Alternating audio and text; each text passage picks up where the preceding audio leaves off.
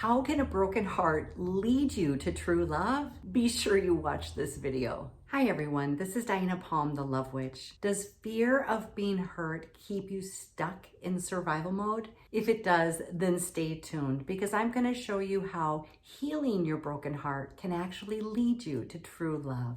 Many times when people embark on the journey of coming together in union or relationship, they're carrying with them the baggage from their past, their painful story, their patterns, their subconscious and unconscious projections, limits, doubts, and fears. And this is a sure way to sabotage a new connection and absolutely halt the energy of love. When you come into relationship with all of this energy and fear and doubt and projection, it is not on purpose. You're not intending to sabotage a connection, but you do have unhealed, unresolved pain. And what happens when people have unhealed and unresolved pain is that their ego kicks in and tells them things to keep them safe, to protect them, to project an outward shield so that they do not get hurt again. But this puts you into a sense of survival mode where you're only ever connecting with people with a little tiny bit of your heart. You're not actually revealing the authentic you because it doesn't feel safe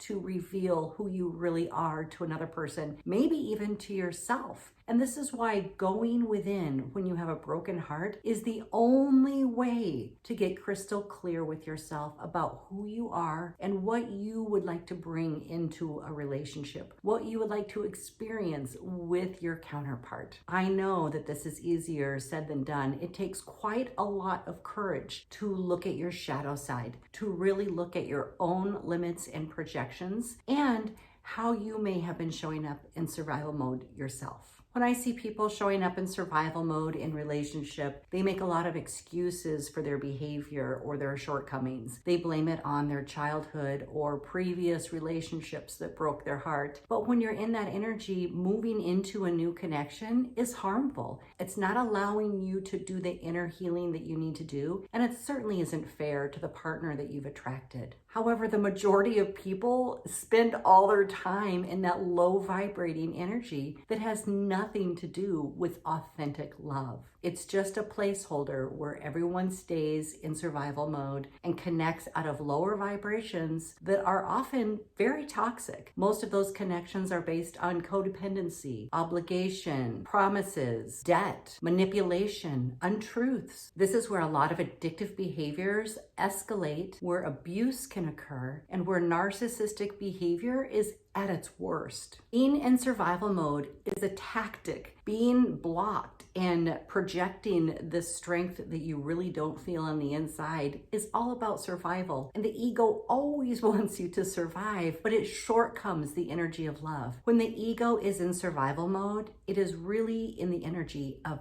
fear. And fear is the exact opposite of love. And that's why I say it takes courage to love, because it takes courage to overcome your ego and to set aside the energy of what would happen if I did this and really loved with my whole heart. Would I be heartbroken? Maybe I should just withdraw and stay partially available, or really, really protect myself and only reveal little bits of myself here and there. But this energy restricts your heart. I've literally seen it impact the physical heart as well as the heart chakra and the emotional energy that someone is able to experience in their life. If this is where you're at right now, then this is your wake-up call to really take a good look at the dialogue that your ego has been telling you about how to stay protected, how to control a situation, how to manipulate a desired outcome, and instead go within and really listen to your heart. Really take a look at the wounding that needs to be healed so that you can be in a more open, loving, and expressive love, creating a safe space for you to show up authentic and to really come together in the energy of love with a counterpart. Now, here's the warning, because I am not telling you to rush into a relationship with a broken partner where you know they're likely to abuse you, lie to you, cheat on you, or steal from you. If any of those are indications of the types of partners you're attracting, then you most definitely need to go within and heal your survival energy and projections to really clean up your own love vibration. This is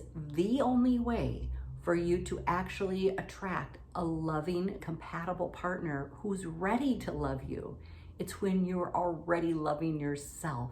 It's from the depths of a broken heart where you begin to see clearly and where you begin to have a real opening for authentic expression of love.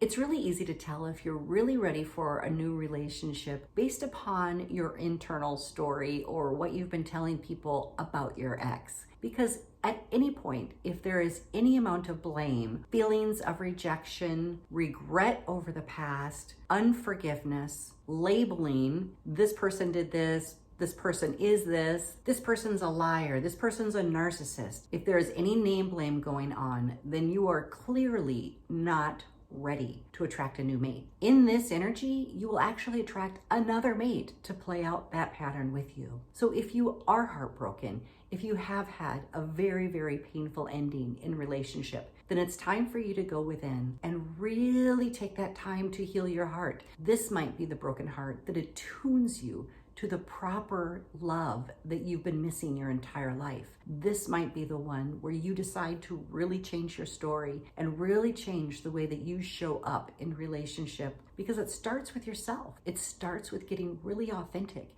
going into that pain and really deciphering your own patterns so that you can change this cycle. The best way to get into this energy is to take full accountability. That means no matter how your partner showed up, there is always you that was there in relationship. And we can just set aside the energy of your partner, what they did to you, how they lied to you, or any of their other toxic behavior. And if you stay just focused on yourself, what types of emotions did you experience within this relationship? Was there an undercurrent of not feeling good enough, feeling rejected, or feeling undervalued? When you're feeling this way in partnership, it's often a pattern where your partner has shown up to reveal in you your broken bits, to reveal where you need to do your inner healing. And yes, they do play their role. They do trigger those behaviors because they're already within you. They already exist within your cellular structure, within your patterning, within your programming. So when they come up to the surface, this gives you the opportunity to look them clearly in the eyes and begin to do your inner healing. This may involve healing past relationships, childhood wounding, anywhere that you have drawn from to create this unhealthy pattern and imbalance of love within you. When you take full accountability for the energy you're projecting in relationships, the emotions that you're feeling while you're in a partnership, and any painful patterns, anything that you have brought to the table that may not have been